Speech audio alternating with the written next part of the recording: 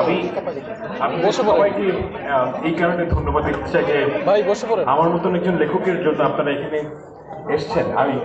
I truly mean it. I feel deep gratitude.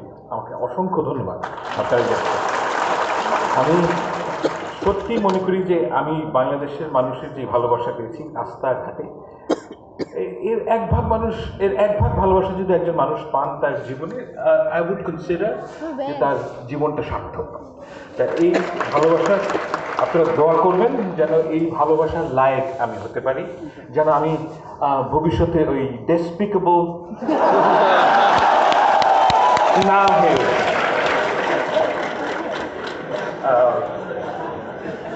এখানে একটা কথা বলার প্রয়োজন যে আমি অনেক জায়গায় খেয়াল করেছি যে আমার প্রসঙ্গে এবং আমাদের সবার প্রসঙ্গে কথা বলতে গেলে একটি অতিরঞ্জন হয়। এই অতিরঞ্জন হচ্ছে কি যে আমরা সবাই মিলে যা করেছি, আর এর তুলনায় আবু সাইদের হাত এটা অনেক অনেক বড়, এটা কোনো তুলনা হয়। এবং আমি আসলেই মনে করি যে আবু সাইদের সাথে আমাদের নাম উচ্চারিত হওয়াটা ঠিক না। তারা যেই আত্মত্যাগ করেছেন তাদের জন্য আজকে আমি এখানে দাঁড়াতে পারছি। বাংলাদেশের ছাত্র জনতা যদি তারা এই আত্মত্যাগ না করতেন তাহলে আমরা অন্তত আমি এবং জিয়া ভাই এখানে, ফায়েজ ভাইও এখানে দাঁড়াতেই পারতাম না। আমি সত্যি মানে আমি এটা বলার জন্য বলছি না। I am absolutely thankful to you all. অসংখ্য ধন্যবাদ। এবং আপনাদের সবার কাছে আমি একটা কারণে ক্ষমা চাইছি যে আমি অনেককে বলেছি যে আপনাদের সাথে দেখা হবে, কথা রাখতে পারিনি। আমি এই চরিত্রের মানুষ না, কিন্তু আমি আসলেই পারি নাই। আপনাদের সবার কাছে ক্ষমা চাইছি। আমার বক্তব্যর প্রথমে একটা জিনিস বলে রাখা প্রয়োজন যে আমি বক্তব্য ছোট করতে চাই আর প্রশ্ন উত্তর বেশিক্ষণ দিতে চাই। দেখেন, আমি একজন ফুল টাইম হাজব্যান্ড। হ্যাঁ, যারা আপনারা অভিজ্ঞ হাজব্যান্ড তারা জানেন যে আমরা কিন্তু কথা বলতে স্বচ্ছন্দ না, কিন্তু প্রশ্নোত্তরে স্বচ্ছন্দ। আমি আমার অভিজ্ঞতা কাজে লাগাতে চাই। আমি প্রথমেই একটা দার্শনিক প্রশ্নের কথা বলবো যে আমি কে। এটা আমাদের সবার জীবনে একটা খুব গুরুত্বপূর্ণ প্রশ্ন, আমি কে। এখন আমার ক্ষেত্রে প্রশ্নের উত্তর হচ্ছে কি অনেকভাবে এই প্রশ্নের উত্তর দেওয়া যায়। যেমন ধরেন, আমি একজন পিতা, আমি বাংলাদেশি, আমি হিন্দুস্তানি মুসলমান, আমি বাঙালি এবং আমি অস্ট্রেলিয়ান। এই প্রত্যেকটা প্রশ্নের প্রত্যেকটা যে উপাদান আমার পরিচয়, প্রত্যেকটি কিন্তু গুরুত্বপূর্ণ। আমি কোনোটাকেই কখনোই অস্বীকার করি না। কিন্তু একটা ব্যাপার আপনাদেরকে বুঝতে হবে যে আমরা যখন ইন্টারাক্ট করি সমাজের মধ্যে, আমাদের একটা অজুহাতের প্রয়োজন হয় যে আমি আপনার সাথে সংযুক্ত হতে চাই, আমি আপনাদের সবার সাথে সংযুক্ত হতে চাই, সেজন্য একটা সম্প্রীতি তৈরি করতে চাই, এবং সেজন্য আমাদের কিছু অজুহাতের প্রয়োজন হয়। এই অজুহাতের যে প্রয়োজন এটা কিন্তু সব সময় সবকালে ছিল, এবং এই প্রয়োজন থেকেই আমরা আমাদের যে পরিচয় সেই পরিচয় থেকে আরো বড় স্ফেয়ারে চলে আসি।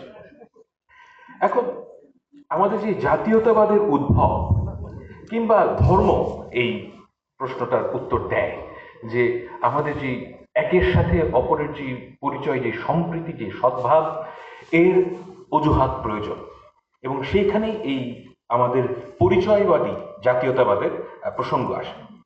এখন আমার জীবনে কিছু রিমার্কেবল মানুষের সাথে আমার পরিচয় হয়েছে।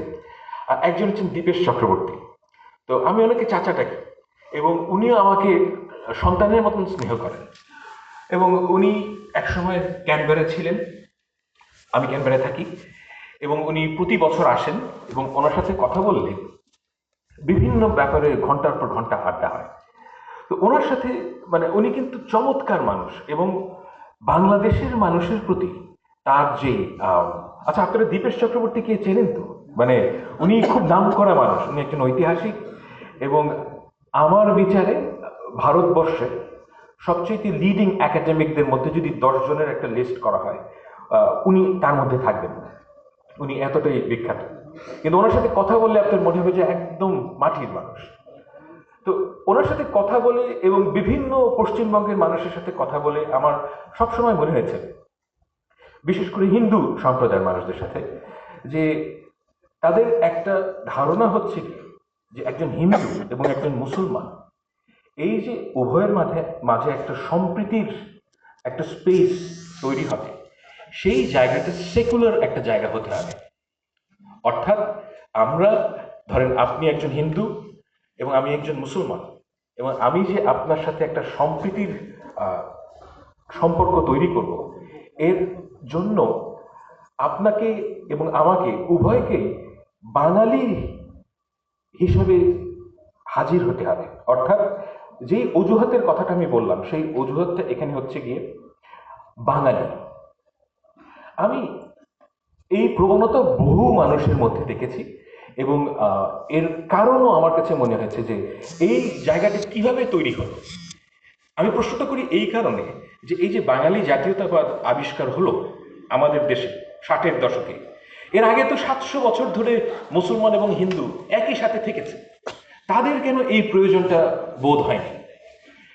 এবং এই জায়গায় এসে আমার যে কনক্লুশন, সেটা হচ্ছে গিয়ে যে আমরা সবাই বাঙালি, মুসলমান এবং হিন্দুর মাঝে যে একটা সম্প্রীতির যে প্রবণতা অলরেডি আছে, সেই প্রবণতাটা আমরা কখনো গ্রাহ্য করি না।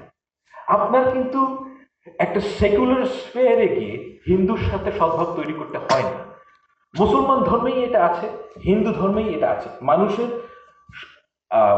মানুষের স্বভাবই হচ্ছে কি এটা, এবং মানুষের একটা প্রবণতা আছে, মানুষের একটা প্রতিভা আছে আরেকজন মানুষের সাথে সদ্ভাব তৈরি করার। এই সদ্ভাবটার এই প্রবণতাকে আমরা অগ্রাহ্য করে 60-এর দশকে আমরা বাঙালি জাতীয়তাবাদের উদ্ভব হয় বাংলাদেশে। এবং এই যে বাঙালি জাতীয়তাবাদের উদ্ভব, সেটা কেন হলো?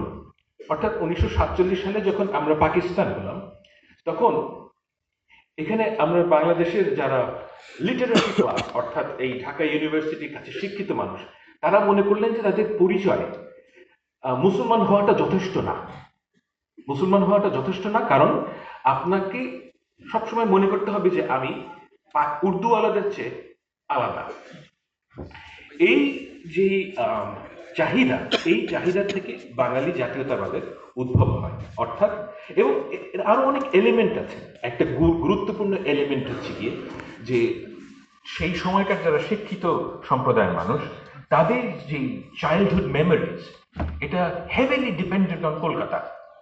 অর্থাৎ কলকাতার সিনেমা তারা দেখেন, কলকাতার বই তারা পড়েন, এবং তাদের কাছে মনে হচ্ছে যে আমাদের এদের মতো হতে হবে, এবং এদের মতো হওয়ার চাহিদা। এবং আরো একটা গুরুত্বপূর্ণ এলিমেন্ট আমার কাছে মনে হয়েছে, সেটা হচ্ছে হিন্দু ধর্মের মানুষদের লিভড এক্সপেরিয়েন্স।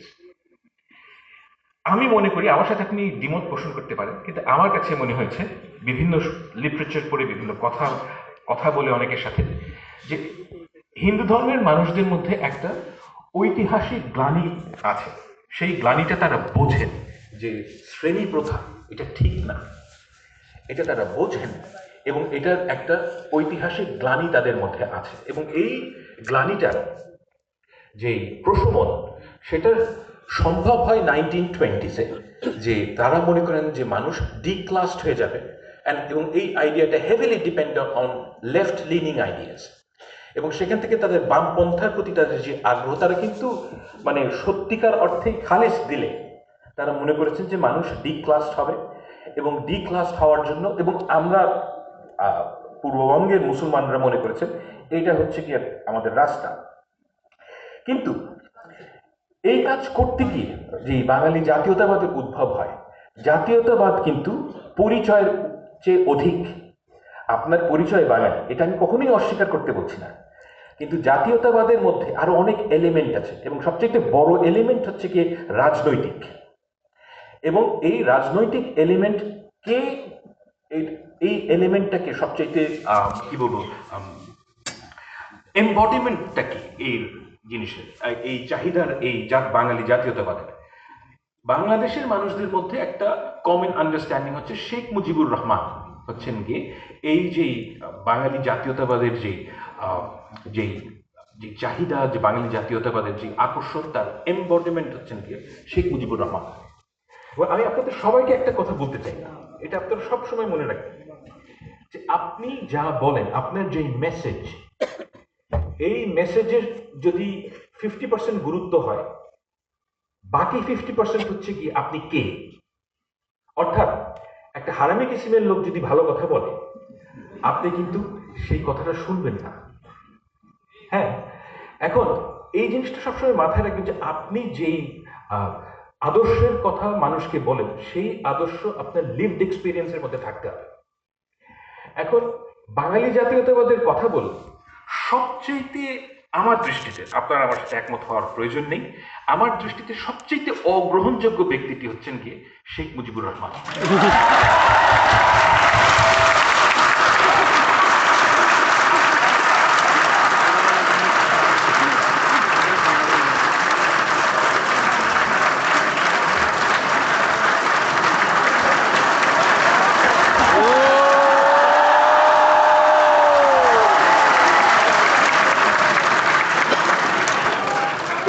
এর কারণটা কি?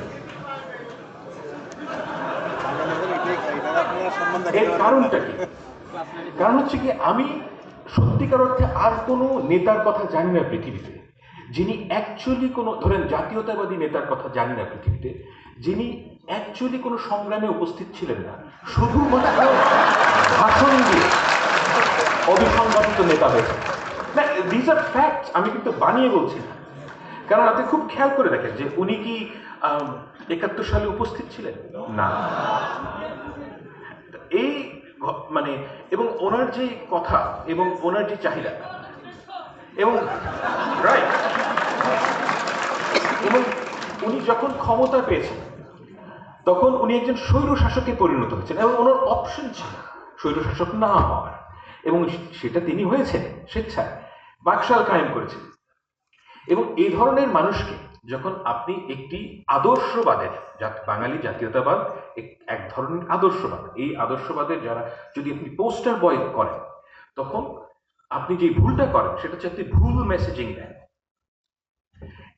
আমাকে যদি আপনি বলেন যে সালাফি ইসলামের মেসেজিং করতে, আমি যদি সেটা করা শুরু করি, সেটা যত ভালো কথাই হোক, আপনারা কেউ সেটা গ্রাহ্য করবেন না। কেন? কারণ আমি সালাফি ইসলাম আমি পালন করি না। অর্থাৎ আমি নামাজ কালাম করি, আমি একজন মুসলমান, কিন্তু আমি ওই দ্যাট পার্টিকুলার যে ফিলসফি, সেই ফিলসফির সাথে আমার জীবন যাপনের কোনো সম্পর্ক নেই। তাই আপনি আমাকে অবশ্যই, এবং মানুষকে বোকা মনে করার কোনো কারণ নেই। প্রতিটা মানুষ খুব ভালো করে বোঝেন যে একজন মানুষ কি, তার লিভড এক্সপিরিয়েন্স কি, আর সে কি বলে। যখনই এখানে পার্থক্য আসবে, আপনাকে সেই মানুষটি অগ্রাহ্য করবে। বাঙালি জাতীয়তাবাদের সবচেয়ে বড় সমস্যা গত 15 বছর আমরা যেটা দেখেছি, সেটা হচ্ছে কি দি আদারিং হচ্ছে কি এরকম, যে একটা খুব ছোট গ্রুপের মানুষ, শেখ হাসিনা এই ধরনের একটা দুর্বৃত্ত পরায়ণ একটা গ্রুপ অফ পিপল, যা অ্যাবসলিউটলি, যারা সার্বক্ষণিকভাবে মিথ্যা কথা বলছেন। এবং শেখ হাসিনা এমন একজন মানুষ, উনি যদি বলেন যে আজকে শনিবার, আমি ওটাও বিশ্বাস করি। কারণ আমি আসলেই মনে করি না যে উনি ওনার অন্তত পক্ষে শেষ 15 বছরের জীবনে, মানে অর্থাৎ লাস্ট 15 ইয়ার্স, উনি কোনো একটা দিন একটাও মিথ্যা কথা বলেন নাই। এরকম কোনোদিন আমার মনে হয় যায়নি। Absolutely pathological liar. এবং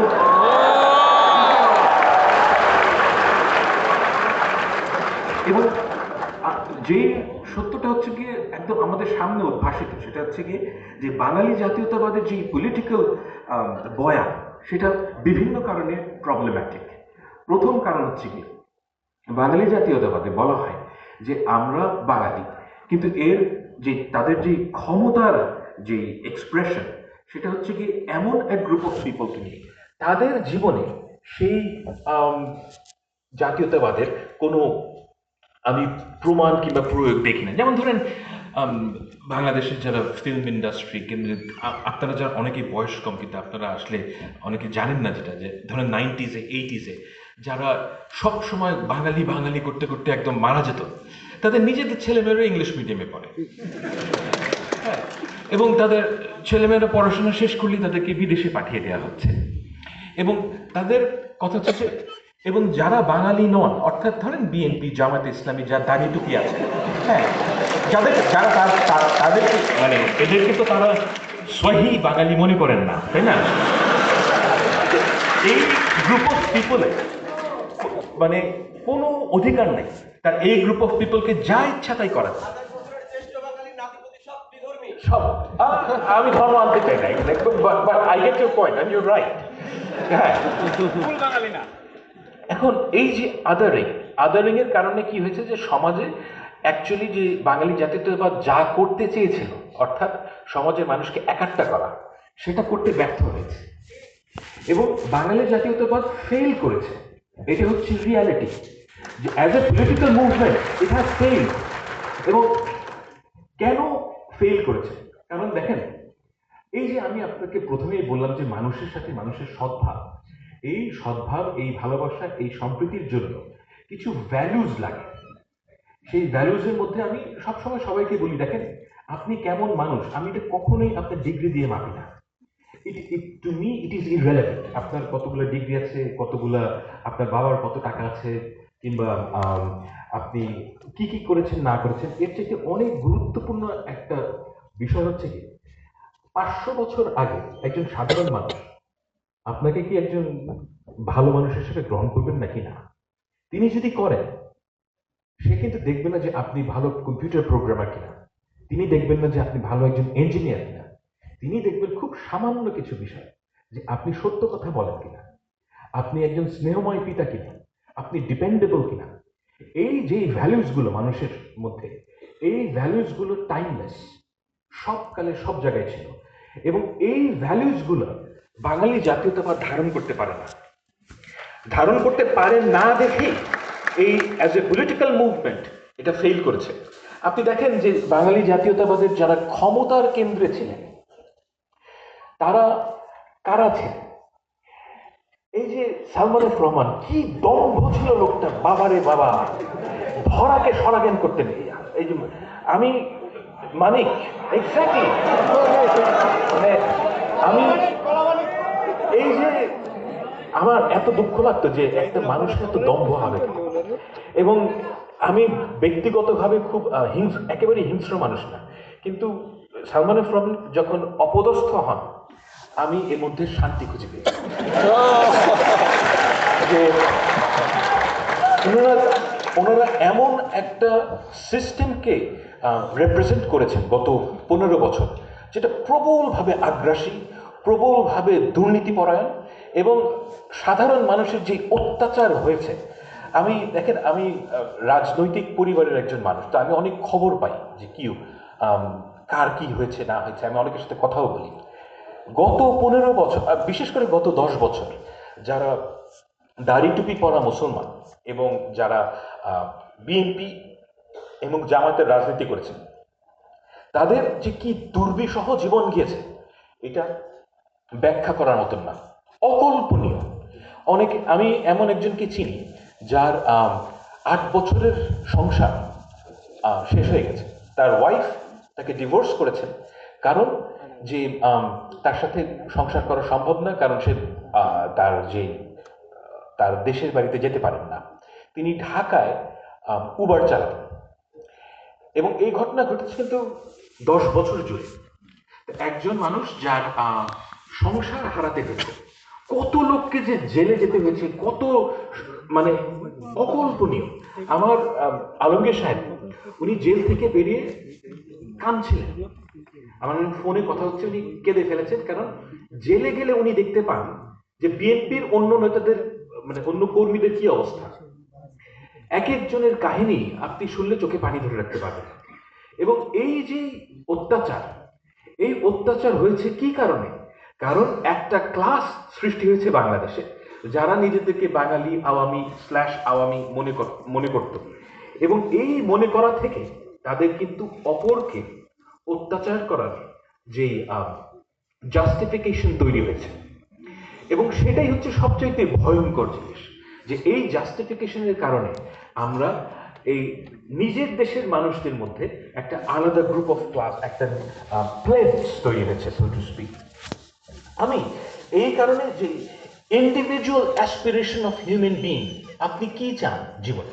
আপনি কিন্তু মন্ত্রী হতে চান, আপনি চান যে একটা সুস্থ জীবন যাপন করব, আমি হালাল রোজগার করব, স্বাভাবিক জীবন চান।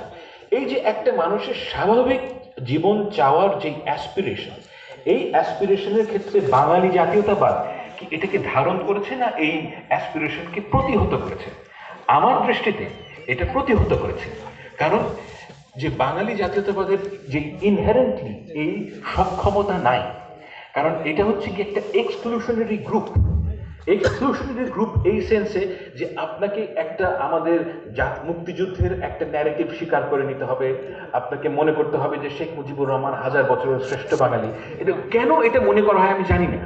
মানে উনি একজন স্বৈরশাসক এবং মানে ইজ আ ফরেন ডিক্টেটর। আপনাকে আওয়ামী লীগ বিএনপি হতে হবে না, আপনি আমাকে পৃথিবীর ইতিহাসে একজন ফরেন ডিক্টেটরকে দেখান যিনি তাদের সমাজে রিহ্যাবিলিটেটেড হয়েছেন। একজনও নাই। এক্স্যাক্টলি। এই ননসেন্স আপনাদেরকে খাওয়ানো হয়েছে এবং আমি শিওর যে আপনাদের বয়স দেখে আমি বুঝতে পারছি যে আপনারা যেই বয়সের মানুষ, সেই বয়সের ছেলে মেয়েদেরকে 15 বছর ধরে হয়তো আপনারা ওই কারিকুলামের ভেতর দিয়ে গেছেন, কিন্তু সেটা কোনোদিন কাজে দেয়। এবং আই ওয়াজ অলওয়েজ কনফিডেন্ট যে এটা কোনোদিনও কাজে দিবে না। কারণ হচ্ছে কি, আমি মানুষ কিভাবে চিন্তা করে এটা বুঝি। আপনি একটা মানুষকে মিথ্যা কথা দীর্ঘদিন মিথ্যা কথা দিয়ে মানুষকে কনভিন্স করতে পারবেন না, এবং এটা জাস্ট হয় না। এবং এই যে মিথ্যা কথা যেটা প্রাতিষ্ঠানিকীকরণ হয়েছে, এই যে জিয়া ভাই হচ্ছে কি তার সবচেয়ে বড় ক্রনিকলার, যে আমাদের কাগজ কলম মানে যা ইনফরমেশন, আমাদের যে ব্যুরো অফ স্ট্যাটিস্টিক্স, সব জায়গায় মিথ্যা কথা। এবং এই মিথ্যা কথা আপনারা রিজেক্ট করেছেন দেখেই আপনারা আন্দোলন করেছেন। এবং আমাদের এখন প্রশ্ন হচ্ছে যে এই যে বাঙালি জাতীয়তাবাদ, এটার ভবিষ্যৎ কি? দেখেন, আমি আপনাকে কখনোই অস্বীকার করতে বলি না যে আপনি একজন বাঙালি, অবশ্যই আপনি বাঙালি। আমি গণতন্ত্রে বিশ্বাস করি। আই ডিপলি ফিল যে আপনার যদি বাঙালি হিসেবে আপনার কোনো কাজ করতে ইচ্ছা হয়, আপনি অবশ্যই তা করবেন। এবং যে ইসলামের কারণে যে কাজটা করতে চায় তাকে অবশ্যই করতে দিতে হবে। এবং এই করতে দিতে না দিলে কি হয়, এর বিপদ আপনাদের জানা আছে। আমার আন্ডারে একটা ছেলে কাজ করে, সে ইরানিয়ান, এবং সে কিন্তু আমার চেয়ে কোরআন হাদিস বেশি ভালো জানে। এবং তার সাথে কথা বলতে গেলে আপনি বুঝবেন যে সে অ্যাকচুয়ালি মানে ইসলাম পালন করে না তা না, এনিথিং রিলেটেড উইথ ইসলাম সে ঘৃণা করে, অ্যাবসলিউটলি ঘৃণা করে সে। এবং আপনারা যখন ইরানিয়ানদের সাথে আপনার পরিচয় হবে, আপনি দেখবেন যে অধিকাংশ শিক্ষিত ইরানিয়ান, যেই মেয়েটা মাথায় কাপড় দিচ্ছে, সেও ইসলাম সম্বন্ধে অ্যাবসলিউটলি মানে অ্যাডভার্সারি পজিশনে চলে যায় এবং তারা ঘৃণা করে। এর কারণটা কি? দেখেন, মানুষকে যখন আপনি চাপায় দেবেন তখন সে ওই জিনিসটা পছন্দ করতে পারে না, সে ওইটার যে বিউটি, সেই বিউটি কোনোদিন অনুভব করতে পারে না। এবং এই বিপদটা আমাদের মধ্যেও আছে। যে আমি একটা কথা বলি, যেমন ধরেন আপনারা অনেক মেয়েকে ছিলেন যারা হয়তো মাথায় কাপড় দেন না, যারা হয়তো স্লিভলেস ব্লাউজ পরেন। এখন আপনাদের মধ্যে একটা প্রবণতা হবে এখন, যেহেতু আওয়ামী লীগের পতন হয়েছে, যে একে ঠিক পথে আনতে হবে। এখন আপনি যদি মনে করেন যে কোনটা ঠিক পথ, বাই অল মিনস তাকে কনভিন্স করার চেষ্টা করেন। অ্যান্ড এটা আল্লাহ তাআলার সাথে আপনার সম্পর্ক, এবং আপনি তাকে চেষ্টা করবেন। কিন্তু যখনই আপনি তাকে প্রেশারাইজ করবেন, তখন আপনি আসলে কি ক্ষতি করেন? যে ওই মেয়েটার যে স্পিরিচুয়াল জার্নি, সেই জার্নিটা আপনি তার থেকে কেড়ে নেন। অর্থাৎ যে ওই মেয়েটি হয়তো এখন যেভাবে আছে, তার বয়স কম, সে অনেক কিছুই বোঝে না, কিন্তু তার যে একটা জার্নি ছিল, যে সে আহ, ধর্ম তো আসলে ভালোবাসা এসেনশিয়ালি, যে আল্লাহর প্রতি তার যে ভালোবাসা, সেটা তার এক একজনের ডিসকভার করতে এক এক সময় লাগে। এটা হচ্ছে কি জীবনের বাস্তবতা। আমি 18 বছর বয়সে যা বুঝতাম, এখন তার চাইতে অনেক ভিন্নভাবে জিনিস বুঝি। 18 বছর বয়সে আমার একটা বাচ্চা মেয়ের প্রতি আমি সেই ভালোবাসা বোধ করতাম না, যেটা আমি আমার মেয়ের প্রতি করি। আপনাদের প্রত্যেকেরই একটা ইন্ডিভিজুয়াল জার্নি আছে, এবং এই যে জার্নি, এই যে একটা স্পিরিচুয়াল জার্নিও আছে, যে আপনি আল্লাহর প্রতি যে আপনার ভালোবাসা, সেই ভালোবাসাটা যতক্ষণ না পর্যন্ত আপনি যেতে পারছেন, ততক্ষণ পর্যন্ত আপনি এই পৃথিবীর যে বাস্তবতা, সেটা আপনি একভাবে দেখবেন। এবং আপনি যখন একজন মানুষকে চাপিয়ে দেন, তখন যেই সমস্যাটা তৈরি হয়, সেটা হচ্ছে যে তার যে জার্নিটা, সেটা আপনি রব করলেন।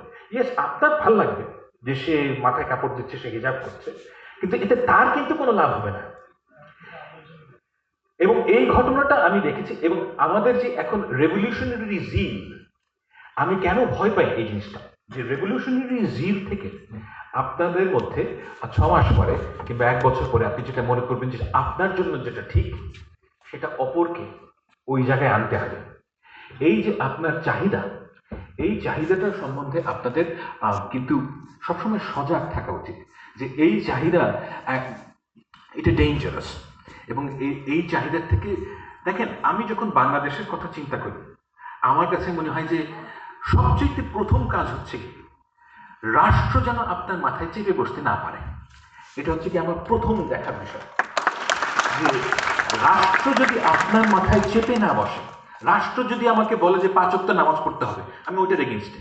কেননা রাষ্ট্রের এই এখতিয়ার থাকা উচিত না যে আপনাকে কি করতে হবে। আপনার যে রাষ্ট্রের কাজ হচ্ছে লিগ্যাল কোড নিয়ে, অর্থাৎ আপনি কি করতে পারবেন না, এসেনশিয়ালি স্পিকিং। এখন রাষ্ট্র যখন বলবে যে তুমি এটা করতে পারবা না, ওটা করতে পারবা না, এর মধ্যে অনেক কিছু কিন্তু আসলেই ইট মেক সেন্স, এবং আপনি ওটা মানেন যে তুমি এই রাস্তায় 120 কিলোমিটারের উপরে গাড়ি চালাতে পারবা না, ইট মেক সেন্স, অ্যাক্সিডেন্ট হবে না, আপনি এটা মানেন। কিন্তু রাষ্ট্র যখন বলবে আপনাকে যে তোমাকে এটা করতে হবে, this two are different things. আমার কথা হচ্ছে যে রাষ্ট্র কখনোই আমাকে বলতে পারবে না যে তোমাকে কি করা উচিত। ও রাষ্ট্র যদি বলে যে তোমাকে ভাত খেতে হবে, আমি ওটা এগেইনস্টে। কারণ সে আমাকে এসেনশিয়ালি কি করতে হবে এই নির্দেশ রাষ্ট্র দিতে পারবে না। এবং আপনাদের এই মাইন্ডসেটটা দরকার, যে কি করতে হবে এই জিনিসটা অন্যরা ঠিক করে দেবে না। আপনি অনেক ভুল করবেন, এখানে এই দেশে অনেক মানুষ খুব একটা ব্রিলিয়েন্ট না, তারা অনেক ভুল করবে, দ্যাটস ওকে। সেই ভুলটা আপনার অভিজ্ঞতা হবে। কিন্তু রাষ্ট্র যদি একটা ভালো কাজ আপনার মাথার উপর চাপায় দেয়, আপনি ওই ভালো জিনিসটার মধ্যে ভালোত্বটা কি, এটা কোনোদিনও আপনি রিয়েলাইজ করবেন না। এখন এইরকম পরিস্থিতিতে যেই ঘটনাটা অ্যাকচুয়ালি ঘটে, সেটা হচ্ছে রাষ্ট্র যখন একটা ন্যায়ের মধ্যে থাকে, অর্থাৎ রাষ্ট্র মিনিমাল ল থাকা উচিত, এবং সেই ফ্রেমওয়ার্কের মধ্যে আপনি কার সাথে কি সদ্ভাব তৈরি করবেন, দায়ভার আপনার। ওই সময় কিন্তু মানুষের মধ্যে ট্রুলি সাম্প্রদায়িক সম্প্রীতি তৈরি হয়। সাম্প্রদায়িক সম্প্রীতি আমাদের লক্ষ্য না। সাম্প্রদায়িক সম্প্রীতি হচ্ছে কি একটা by product of law and order. আপনার সমাজে যদি জাস্টিস থাকে, তাহলে একজন হিন্দুকে শিখাই দিতে হবে না যে কিভাবে মুসলমানের সাথে সম্প্রীতি তৈরি করতে হয়, সে এটা এমনিই তৈরি করবে। এটি মানুষের প্রতিভা, মানুষ এভাবেই মানুষের এভলিউশন হয়েছে। এবং এই কাজটার জন্য আমি মনে করি যে বাঙালি জাতীয়তাবাদ হচ্ছে গিয়ে ইউনিকলি ডিসকোয়ালিফাইড, যে তারা এই কাজটা করতে পারে। যখনই আপনি এই বাঙালি জাতীয়তাবাদের দোহাই দিয়ে সাম্প্রদায়িক সম্প্রীতির কথা বলবেন, তখন যেই ঘটনাটা আসলে ঘটে, সেটা হচ্ছে কিছু মুসলমান মেয়ে সিঁদুর দেবে, তারপর মানে পূজার দিনে সিঁদুর দেবে, আবার কিছু হিন্দু ঈদের দিনে ঈদ মোবারক বলবেন। এগুলো তো সার্ফেসের জিনিস। এটা কিন্তু আসলে সম্প্রীতি না। সম্প্রীতি হচ্ছে গিয়ে ট্রু ভালোবাসা। আমি যখন কোনো হিন্দুর সন্তানকে দেখি, আমি কিন্তু কিংবা খ্রিস্টানের সন্তানকে দেখি, আমার কিন্তু কখনোই মনে হয় না যে এটা খ্রিস্টানের সন্তান কিংবা হিন্দুর সন্তান। আমি দেখি একজন বাবা হিসেবে, আমি একজন বাবা আর এটা একজন সন্তান।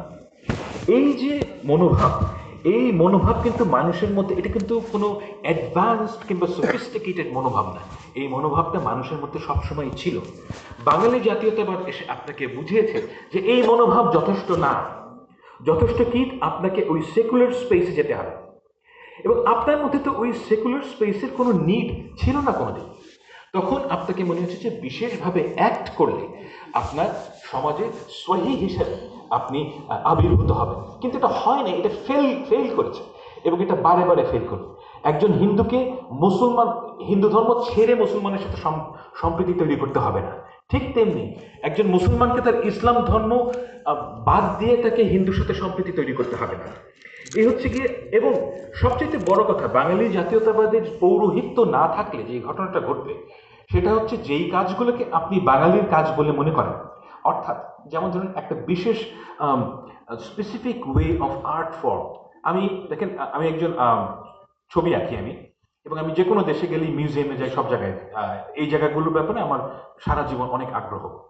তো আমি দেখলাম যে গুলশনে আমি দুটো দোকানে গেলাম, আমি দেখলাম যে এইসব জায়গায় যে আর্টের কোয়ালিটি মানে 20 বছর আগের থেকে এখন অনেক ডিগ্রেডেড হয়েছে।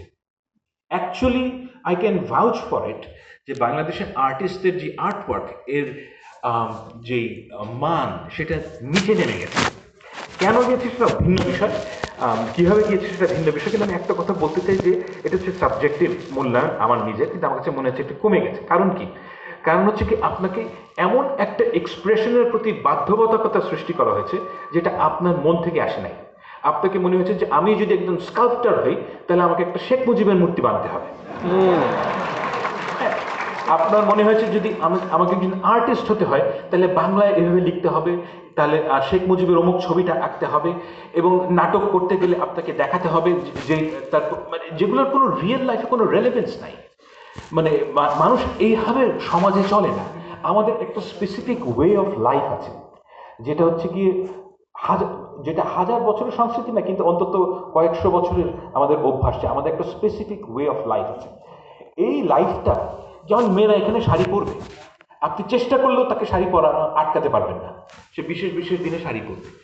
এখন বাঙালি জাতীয়তাবাদ যেই কাজটা করে সেটা হচ্ছে কি, আপনাকে একটা রাইট অ্যান্ড রং বাইনারি তৈরি করে, যে বাঙালি হতে গেলে আপনাকে এই এই কাজগুলো করতে হবে, এই এই কাজগুলো না করতে হবে। এখন এটা কোনো প্রয়োজন নাই, আপনাকে কারোর কোনো ঠিক করে দেওয়ার প্রয়োজন নাই যে কি করা উচিত কি করা উচিত না। এই যে মোরালিটি, এই যে মোরাল কোড, সেটার নির্দেশনা দেওয়ার ক্ষমতা বাঙালি জাতীয়তাবাদের নাই। এটা আপনাকে অন্য কোনো জায়গা থেকে সংগ্রহ করতে হবে। এবং সেজন্য আমি বলি যে বাঙালি জাতীয়তাবাদের যদি পৌরোহিত্য না থাকে তাহলে আপনার যেই স্বভাব, এটার এভলিউশন হবে। আপনি নির্ভয়ে একটা কাজ করতে পারবেন। এই যে আজকে আপনারা এখানে এসছেন, এটা কিন্তু আসলে আমি জিয়া ভাইয়ের সাথে একমত যে মানে 3-4 মাস আগে এটা সম্ভব ছিল না। আপনাকে মানে এখানে যে কেউ আসতো, কিন্তু আপনারা নিজের থেকে আসতেন না। এই যে মানুষের যে স্বাধীনতার যে কি বলবো, স্বাধীনতার যেই একটা উদ্ভব এবং স্বাধীনতার যেই প্রকাশ, এটা কিন্তু আমাদের সমাজের মধ্যে এসছে, এবং এই জিনিসটাকে আমাদের রক্ষা করতে হবে। এবং সেজন্য আপনাদেরকে প্রত্যেককে নিজ নিজ জায়গায় you have to be very certain about it, যে এই যে আমাদের সন্তানরা যারা আমাদের জন্য তাদের জীবন দিয়েছেন, তাদের যেই সবচেয়ে বড় জিনিস কিন্তু মানুষের জীবন, সেই জীবন তারা দান করেছেন, এবং তার যে নির্ভীকভাবে জীবন দান করেছেন, এটা একটা মূল্য আছে। এই মূল্যটা আপনাদেরকে ঠিক করতে হবে, এবং এই মূল্য আমাদেরকে রক্ষা করতে হবে। এবং এই রক্ষা করার সবচেয়ে প্রথম কাজ হচ্ছে গিয়ে আপনি যা সত্য মনে করেন সেই সত্যের পক্ষে থাকবেন। সকল ধরনের যে ফ্যাসিজম এর শুরু হয় মিথ্যা থেকে, এবং এই মিথ্যা আপনাদের পরিহার করতে হবে। মিথ্যায় পার্টিসিপেট করেন না। মিথ্যায় পার্টিসিপেট না করলে আপনার সবসময় সত্যের পথে, মানে সত্যকে একসেপ্ট করলে আপনার অনেক ক্ষতি হবে, কোনো সন্দেহ নেই। কিন্তু সেই ক্ষতিটা এরকম না যে হেলিকপ্টার করে পালিয়ে যেতে হবে।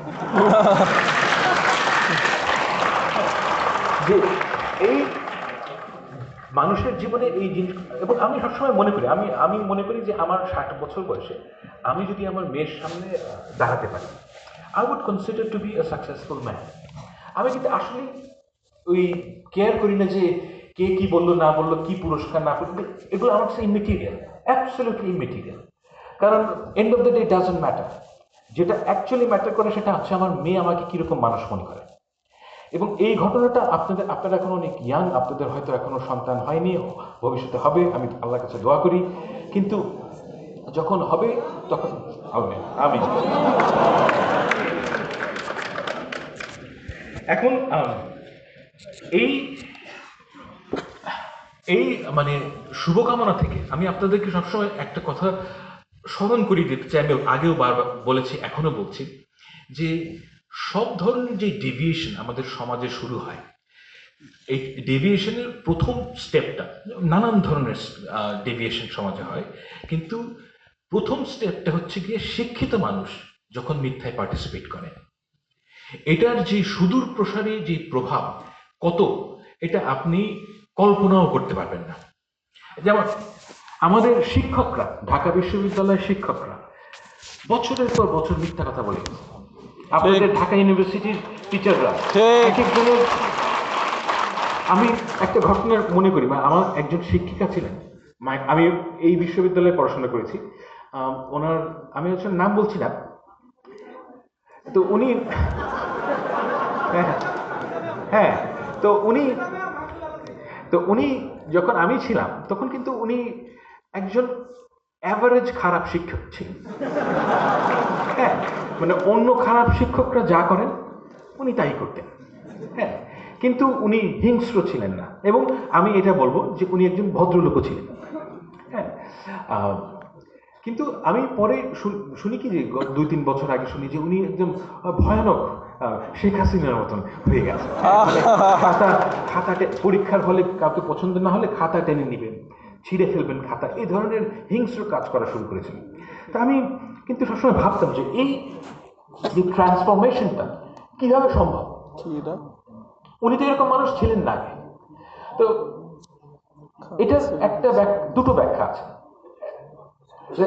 একটা ব্যাখ্যা হচ্ছে গিয়ে যে আমি তখন তাকে চিনতে পারিনি, তিনি তখনও তাই ছিলেন, কিন্তু তার যে প্রতিভার স্ফুরণ ঘটে নাই, কারণ তার যে প্রতিভার স্ফুরণ ঘটার মতো, মানে ঘটার জন্য যেই পরিবেশ দরকার ছিল সেটা তার সময় ছিল না। এটা হচ্ছে একটা ব্যাখ্যা।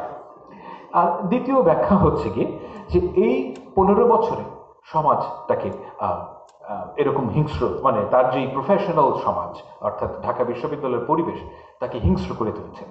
দুটোই একই সাথে সত্য হতে পারে, এগুলো মিউচুয়ালি এক্সক্লুসিভ না।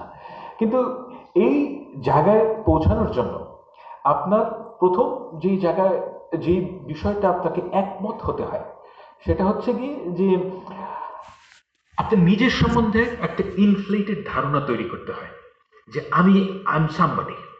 এখানে আমরা কেউই সামবডি না। আমরা সবাই মারা যাওয়ার 30 বছরের পর আই ডোন্ট থিঙ্ক এখানে এমন কেউ আছে যাকে এই পৃথিবী মনে রাখবে। আমি অলমোস্ট সার্টেন অ্যাবাউট ইট যে ধরেন 10-15 জন লোক হয়তো মনে রাখবেন, না মনে রাখার সম্ভাবনাটাই বেশি। কিন্তু আপনাকে এই পৃথিবীতে জীবন ধারণ করার জন্য একটা ইনফ্লেটেড আইডিয়া অ্যাবাউট ইয়োরসেলফ তৈরি করতে হয়, এই যেটা হচ্ছে এসেনশিয়ালি একটা মিথ্যা কথা।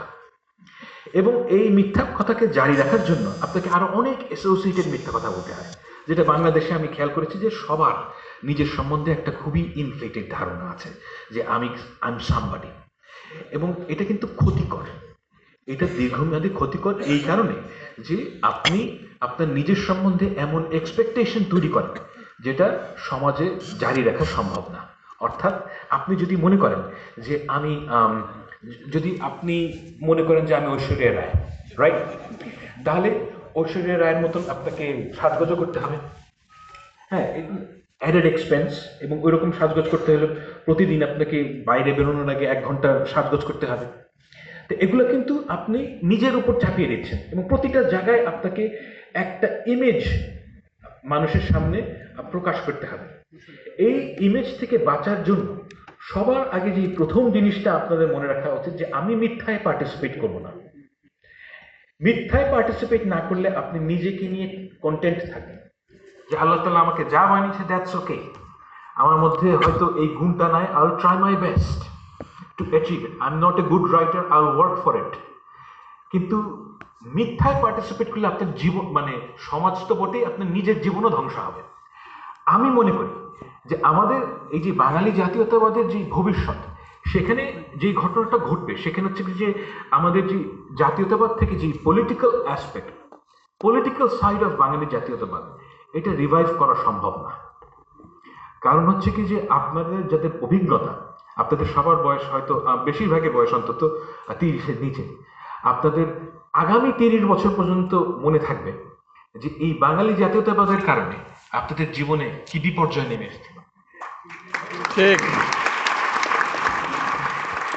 এবং এই কারণে আমি মনে করি যে বাঙালি জাতীয়তাবাদের যেই রাজনৈতিক ভবিষ্যৎ, আমি মনে করি না তেমন কোনো রাজনৈতিক ভবিষ্যৎ আছে। কিন্তু এই রাজনৈতিক ভবিষ্যৎ না থাকাটা আমি এটাও মনে করি যে বাঙালির জন্য ভালো। কেন ভালো?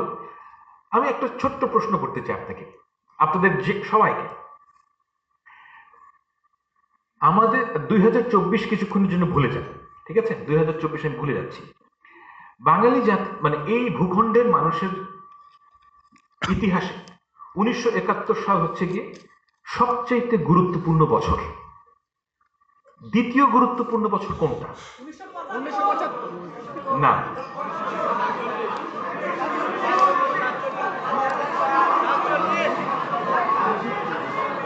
আচ্ছা আমি আমার উত্তরটা দিই। আমি আমি আপনাদেরকে আমার উত্তরটা দিই। আমার উত্তর হচ্ছে 1575 সাল। এর কারণ কি?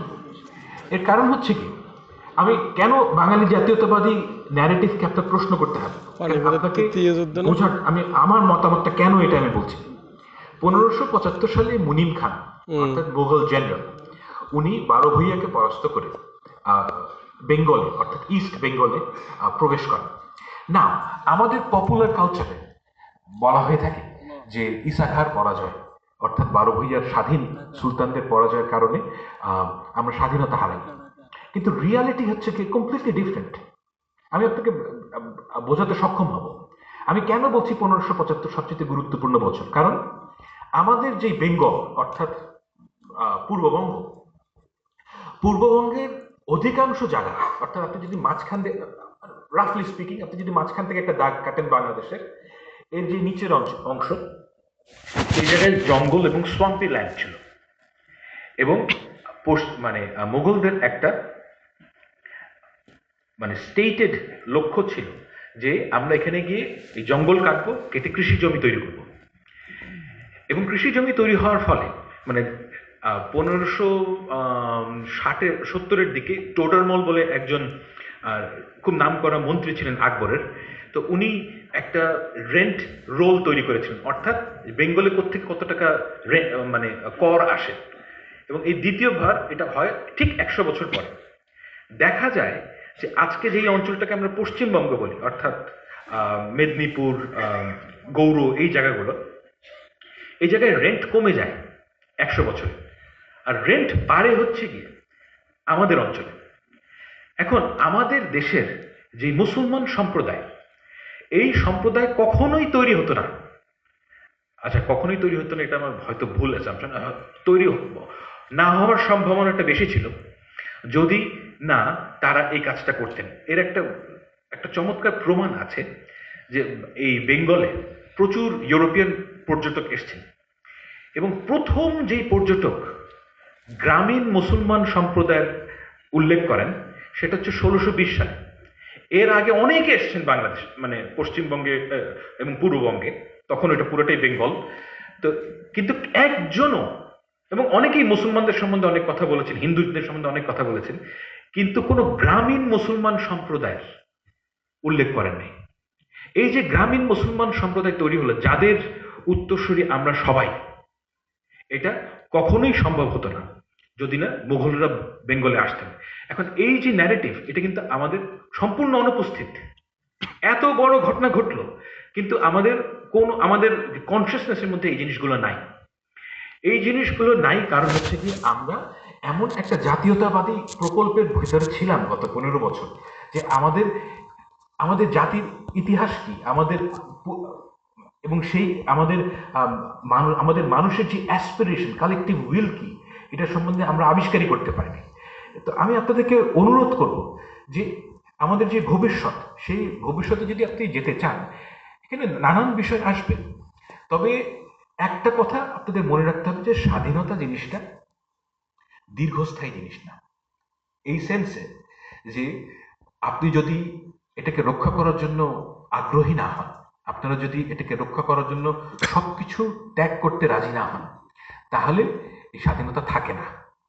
আমাদের এই ভূখণ্ডের মানুষ 1947 সালে নিজেদেরকে স্বাধীন মনে করেছে, 71 সালে স্বাধীন মনে করেছে, এবং এখন মনে করছে স্বাধীন হয়েছে। একটা জাতি 3 বার স্বাধীন হওয়ার প্রয়োজন হয় কেন? রাইট? এর কারণ হচ্ছে কি, আমরা কেয়ারফুল ছিলাম না। রাষ্ট্রের স্বাধীনতা বড় স্বাধীনতা না, আপনার স্বাধীনতা হচ্ছে বড় স্বাধীনতা। এই দেশের প্রতিটি শিশুকে বুঝতে হবে যে সে স্বাধীন। আপনাকে বুঝতে হবে স্বাধীনতা কোনো প্রমিস না, এর সুফল আপনাকে ভোগ করতে হবে। আপনার যদি ইচ্ছা থাকে আপনার প্রধানমন্ত্রীকে গালি দেওয়ার, আপনার ক্ষমতা থাকতে হবে। এবং আমি এই বাংলাদেশের স্বপ্ন দেখি, এই বাংলাদেশের পরিবেশ যদি এরকম থাকে, তাহলে আপনার যেই ভবিষ্যৎ সরকার আসবে সে আপনার সর্বনাশ করতে পারবে না। এবং এতটুকুই যথেষ্ট, সরকার যদি আপনার সর্বনাশ না করতে পারে, তাহলে আপনি নিজে নিজে যে কত কিছু করতে পারবেন এর কোনো হিসাব নেই। মানুষ একটা অমিত সম্ভাবনাময় প্রাণী, তাকে যদি বাধা না দেওয়া হয় সে অসাধ্য সাধন করতে পারে। আমাদের ছাত্ররা যা করেছে এই গত 1 মাসে, এর 2 মাস আগে আমি চিন্তাই করতে পারিনি।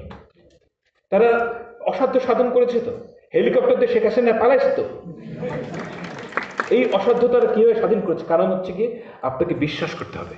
Believe in it. If you believe in it, you can do it. Thank you. Thank you.